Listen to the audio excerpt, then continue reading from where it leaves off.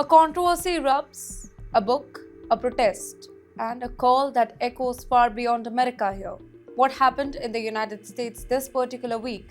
It has triggered anger, debate, and deep emotion across the Muslim world.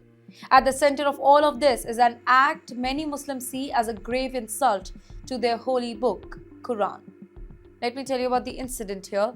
So, in Florida, during an anti-Islamic protest, Jake Lang, a far-right Republican candidate for the United States Senate, he made a remark and gesture that were widely perceived as disrespectful towards their holy book.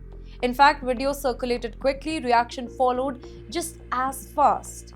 Muslim groups, civil rights advocates, and faith leaders, they called the act provocative, offensive, and deeply hurtful to millions of the believers, including Muslims who are American citizens. Now, there is a response from Yemen.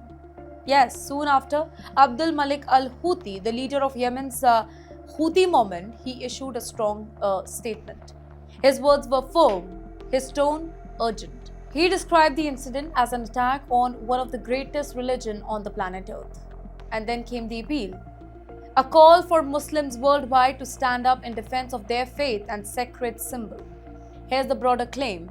Al-Houthi went further, linking the incident to what he described as a wider ideological conflict involving Western powers, Israel, and their allies. He argued that repeated insult to their symbols, they are not isolated acts, but part of a much larger pattern of political, cultural, and ideological confrontation.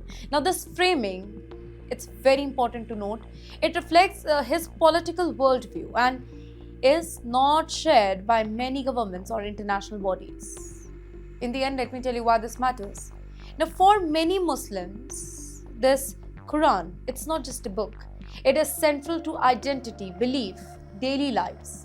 Acts seen as insulting to this particular book, it often triggers strong emotional reactions, specifically when they occur in highly visible public spaces. At the very same time, the United States is a country where free speech is constitutionally protected, even when that speech is offensive or controversial. Now, that particular tension between freedom of expression and respect for religious belief is at the heart of this debate.